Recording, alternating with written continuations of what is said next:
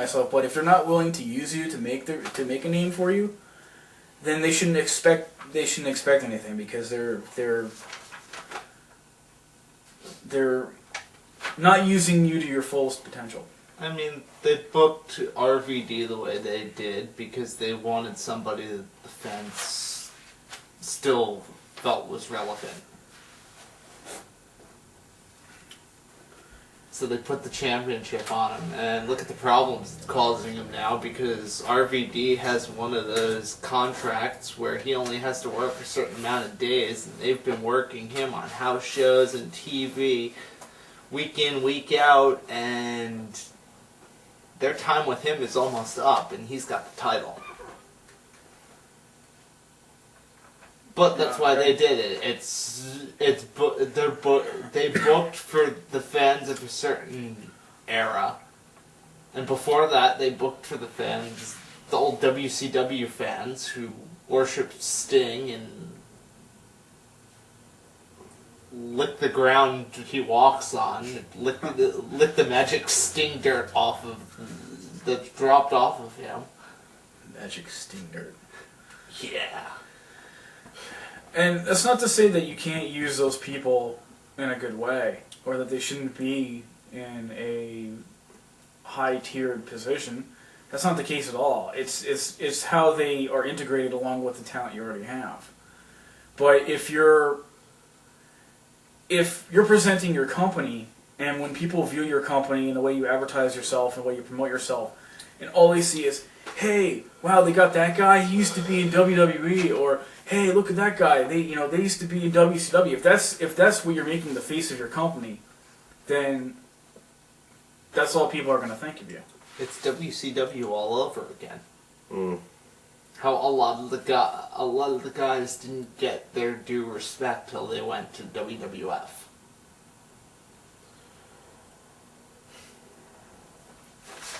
When they went to the World Wrestling Federation, they got pushed. Vince saw these guys, saw what talent they had, that WCW just completely overlooked, and used it for himself, and took advantage of it, and made money off of it. How many T-shirts did Chris Jericho sell in WCW? He had the greatest T-shirt you could possibly have, and how many did he actually sell? How much money did he make off of that? I don't know, like a quarter? I think it was something around there. It wasn't an even number, though. It wasn't like an even, just a coin. It's like maybe 27 cents or something like that. Mm. But they misused the guy. The guy came to the WWF, and yeah. Mm. I mean, Bischoff did great. He did great work for professional wrestling when he did, and all that. But you also look at the fact that he was only able to be successful for at the most 2 years. That's not something you plan a long-term thing around. I don't think he could sustain it, for that long. And I think, I'd have to agree with some things Cornette had said, that they're not planning for the long term. They're more concerned with what can we do in this short span of time to get to get attention, and not worrying about how to keep it. I think it's more important to keep the attention you get than to just keep doing these, almost stunts, to try and get people to tune in, because essentially what you're doing is you're attempting to gain the same people that you lost after your last stunt was done, and you're not getting any really new people. You're trying to get the same people to stay. Yeah, maybe if they tried to attract new people, the people who stuck around before will be happy, because they're the people they like. Some of the people they liked are still there, and the people new people are attracted by something else, and you just keep going on and on and on and on. Forever until the end of time.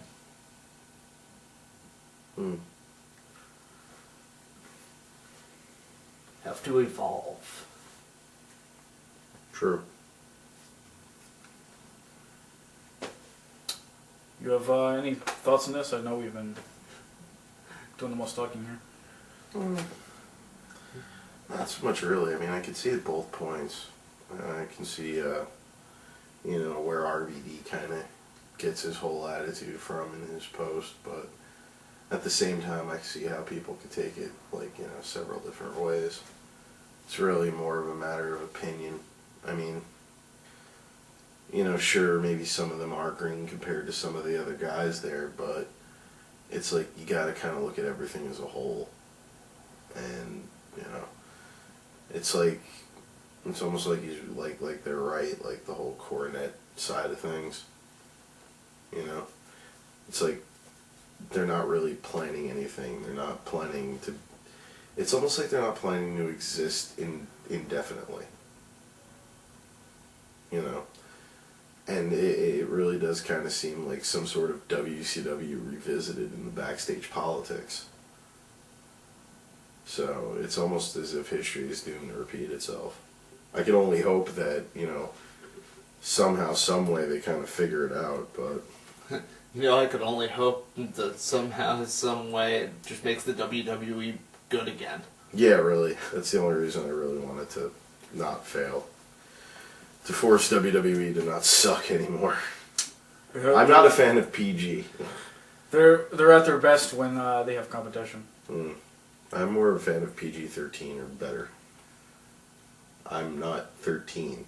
I'm 27.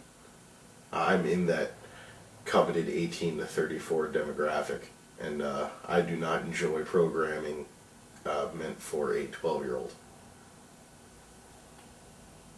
Yeah. I'm not saying be overly raunchy attitude era. I'm just saying firing somebody for 90 days for choking somebody dude? out with a tie. Who the hell are you kidding? I've seen some of the stuff you DVR. Oh, dude, I love cartoons and shit. Definitely a fan of things. Oh, absolutely. Meant for 12 and under. Absolutely, I am. SMI. I love cartoons and stuff. S&T. No, absolutely. But I don't want that in my wrestling. I don't go to my wrestling for that. I think we've all grown past that, at least. We can agree on that. I go just amend your statement that it's all that's really involving wrestling. Yeah, no, it is. I'm just saying, in wrestling, I'm not looking for programming that would be stimulating to a 14-year-old. In that specific media, pandering to a 14-year-old is a lot different than a fucking cartoon. Although it can be a cartoon at times, but I'm saying, I'm not looking for that. Granted, we all like intellectually stimulating storylines, but you know what I mean? It just doesn't seem... Something seems off. It's like it's missing something. Hey, we'll leave that for another episode. We'll leave that cartoon discussion for another episode. No, there's a good show to be on. Well, the last time we were talking about wrestling, you brought up the fact that that I farted. You're gonna have to edit that out.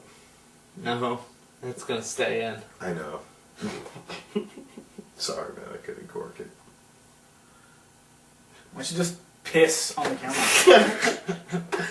That camera costs money. You should take a dump on the table here.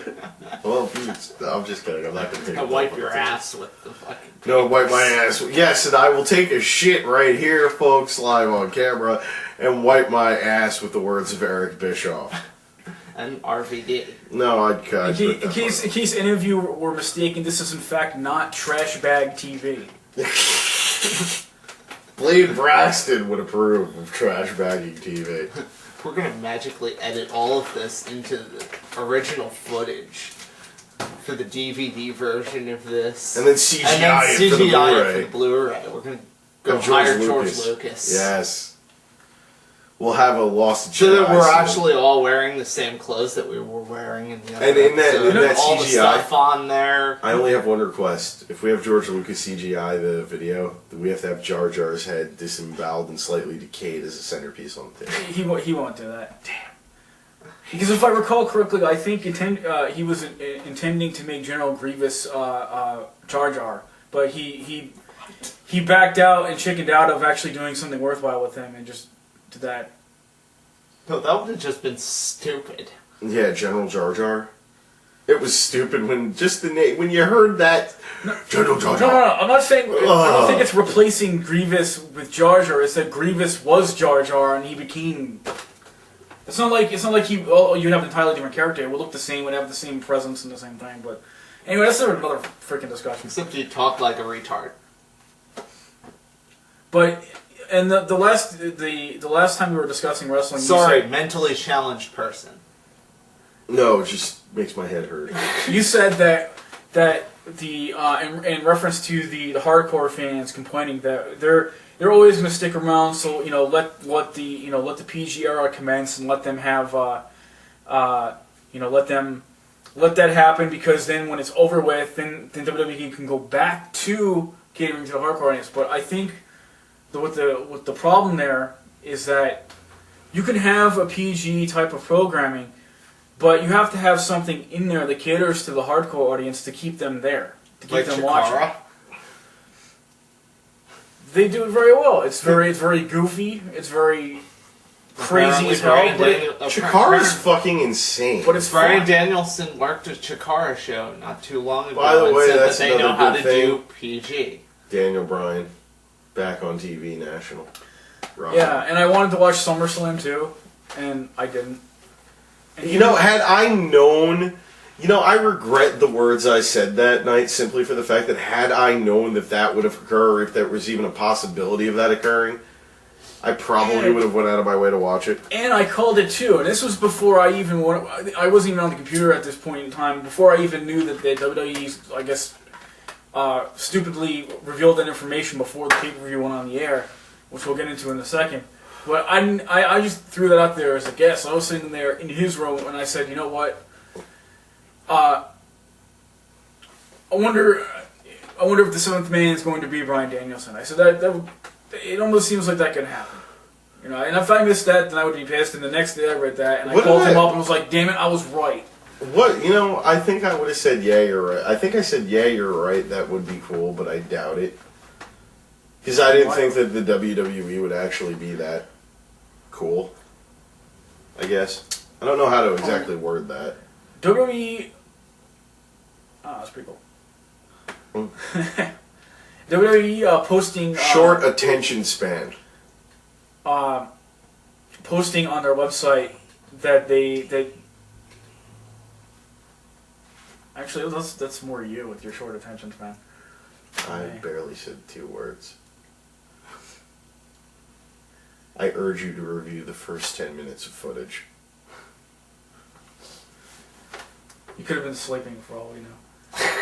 Anyway, they posted the information on Bryan Danielson before the pay-per-view was on the air. At least, I don't know the specifics of it. But announcing that before you announce it within your own show tells me that they didn't have... They were trying to generate more buys. They didn't have enough confidence that Bryan Danielson would be a draw on his own. And now a word from our sponsor. That's getting edited out.